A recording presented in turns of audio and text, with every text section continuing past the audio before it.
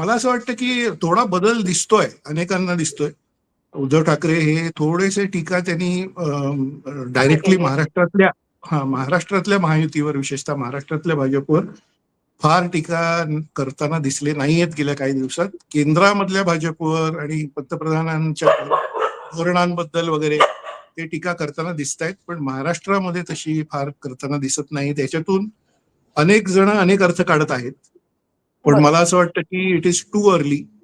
मला असं वाटतं की हे एकदमच हो नाही असा एकदम त्याच्यातनं निष्कर्ष निघेल नाही निघेल मला माहित नाही.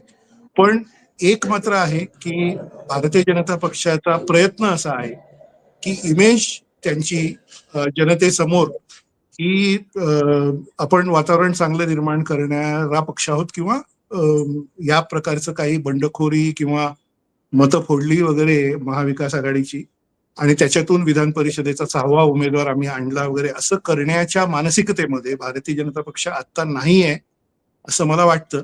याचं कारण सगळ्या गोष्टी बऱ्यापैकी सेटल झाल्या आहेत आणि ओके. त्यांना हवं तशा दिशेने त्या चालू आहेत.